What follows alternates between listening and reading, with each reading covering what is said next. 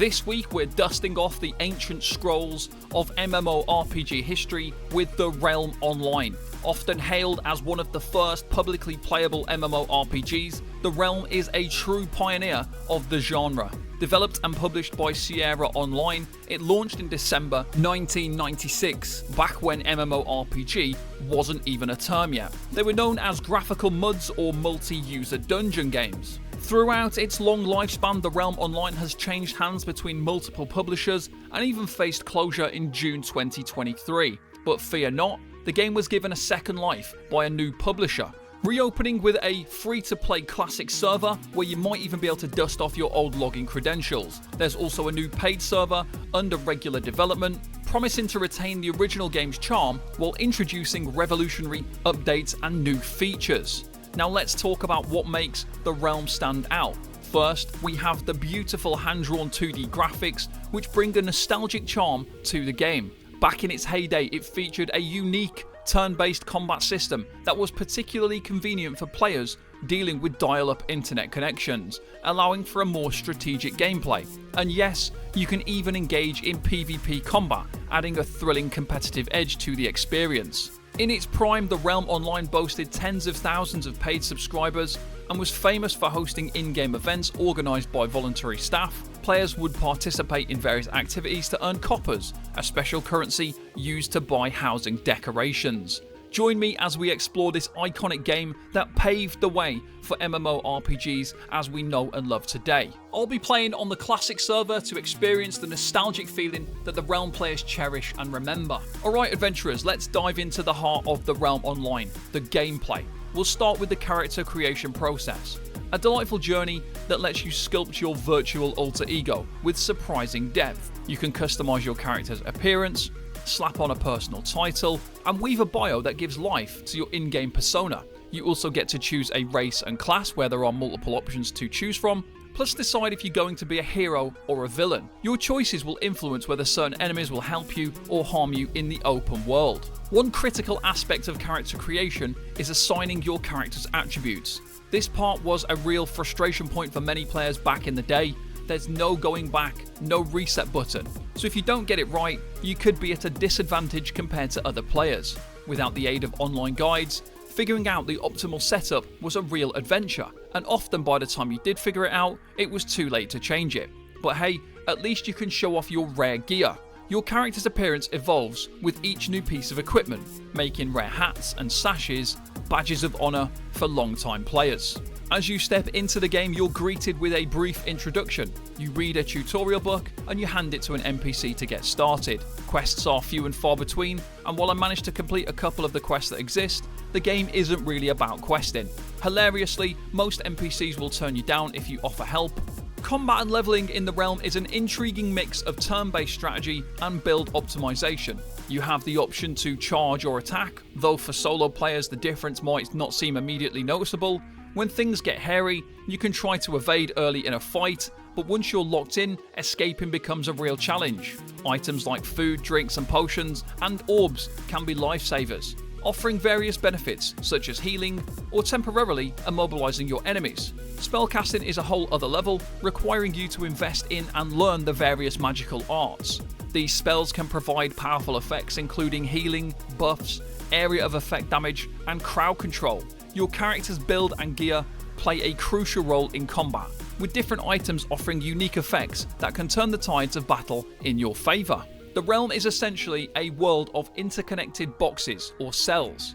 You can move north, south, east and west on the screen unless blocked by walls or other objects. Reaching the edge of the screen takes you into the next cell. Towns might consist, for example, of 30 cells, each one housing a shop or a landmark. As an MMO, you'll encounter other players moving between these boxes in the shared world environment. Teleporting between main towns is possible through an NPC who can also teleport you to your house or another player's house. Exploring beyond town areas leads to various named regions, each suitable for a specific level range with appropriately powered enemies. Typically, the further you venture from a town, the more dangerous the foes you encounter, with chances of discovering secret areas and underground dungeons.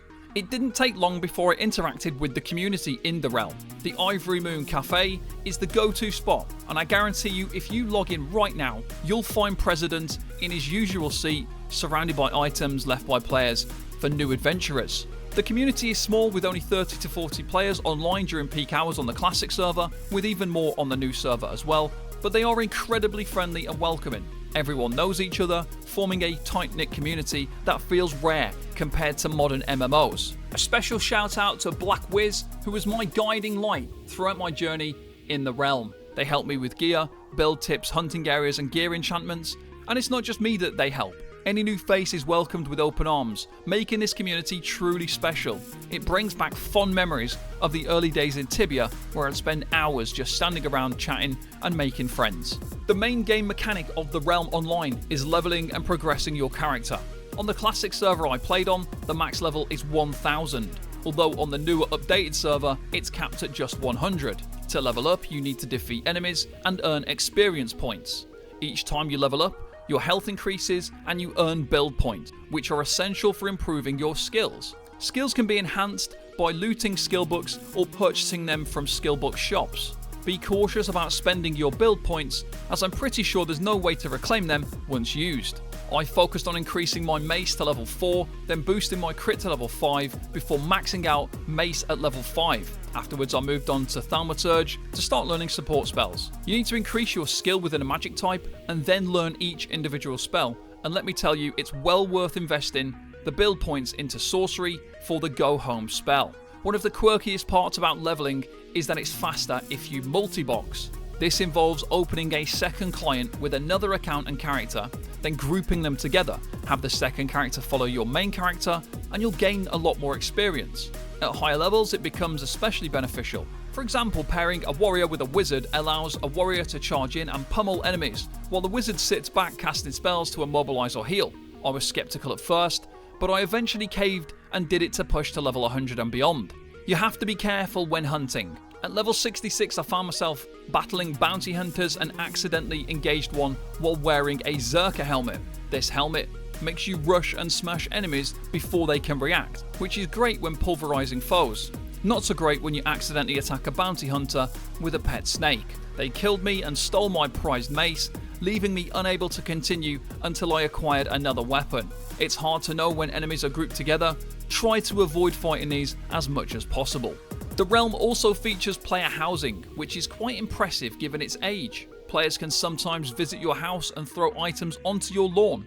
I once had someone deliver a new mace after mine was stolen by that damn snake, and back in the day, players could use invisibility to sneak into your house while the front door was open and wait for you to unlock your chest, which serves as your bank. If you accidentally left your doors or boxes unlocked, people could walk in and steal from you, hence the addition of the evict button. It's not just housing that's instanced in the realm. As you wander around, you'll occasionally stumble upon different dungeons. These are group-based instances where you can team up with other players. Some dungeons require level 1000 and a group of 6 people to tackle, providing truly challenging endgame content. Completing dungeons and defeating enemies in various areas can yield new gear and rare items, crucial for strengthening your character. However, I did find it concerning that the main endgame content is often completed solo by one person multi-boxing 6 different characters due to the lack of trust over loot.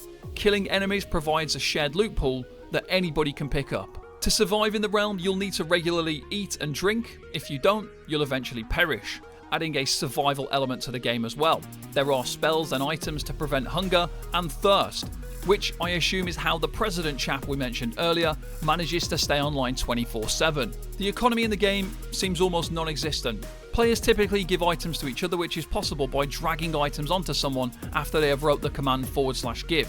But there's no formal trading system or marketplace. In the past, players used middlemen to facilitate trades.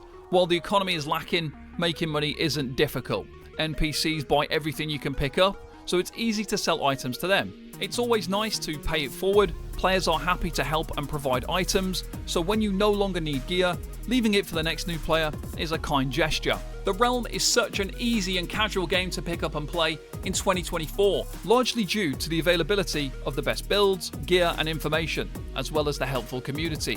While much of the game feels simple, there are intricate layers of complexity beneath the surface, from learning weaponsmithing and enchanting gear, to mastering complex builds, stats and combat strategies. The Realm offers depth and detail that can mean the difference between life and death later in the game. Before diving into the Realm Online, I expected to play for just a couple of hours and be done with it, assuming there wouldn't be any online players. To my surprise, there was an active chat with players discussing the game, builds, information and where to find shops and craft gear. I was genuinely surprised to see such activity. While the community isn't large, it's incredibly welcoming and comfortable to join, which is a big factor in the enjoyment of the game. Reflecting on this game now has opened my eyes to the level of tech available in the late 90s. Seeing features like instance dungeons and player housing were the two biggest surprises. I did not expect a game created so long ago to have the technical capabilities or the connection speed and infrastructure to perform these kind of tasks. The game runs smoothly with no lag, which is also fairly impressive. What's really cool is seeing how many elements in this MMORPG have become fundamental parts of virtually every game released since then. The only disappointment with the Realm Online is that it hasn't been fully maintained. Although it might mostly appeal to an older nostalgic audience, it deserves more love and attention due to its place in MMORPG history. When it comes to graphics and sound, the Realm Online is definitely showing its age. However, the fact that all content is hand-drawn is impressive in its own right. The sounds become somewhat a little bit annoying after a while, but the dynamic soundscapes that change as you move through different areas and biomes does add a nice touch. The world building showcases diverse landscapes including forests, deserts, towns and dungeons. Each region is designed to offer unique challenges and experiences suited to specific character levels, which adds depth to exploration.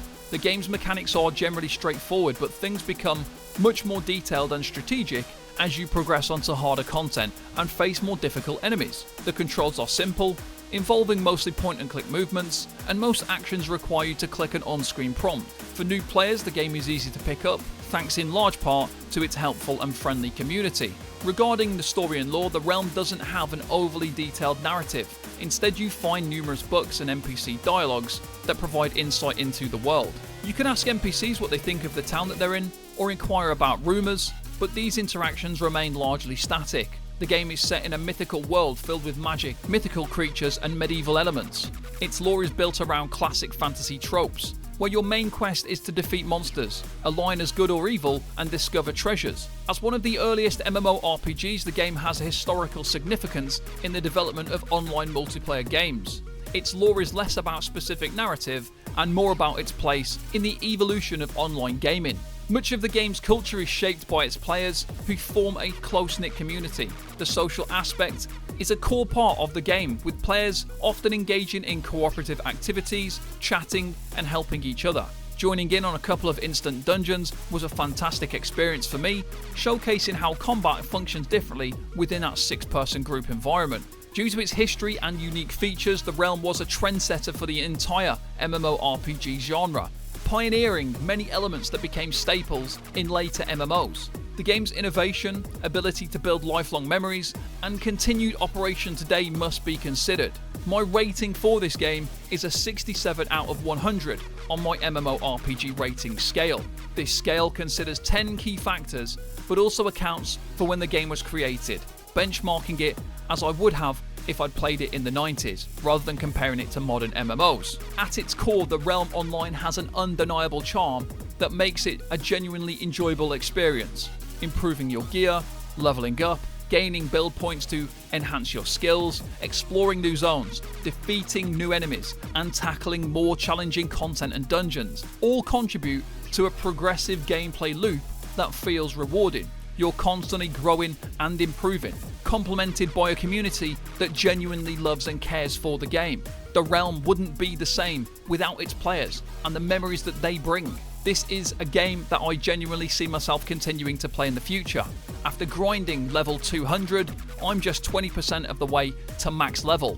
While the game may appear visibly dated and simple on the surface, it's much more complex and detailed behind the scenes than it initially seems. With nearly 3 decades of existence, most of what needs to be known in the realm is already known, and the community is more than happy to share their knowledge to help you progress more efficiently.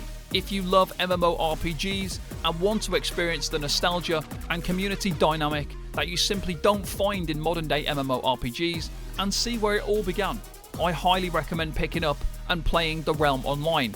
This game is iconic and a real piece of MMORPG genre history, and it's still pretty fun to play even in 2024.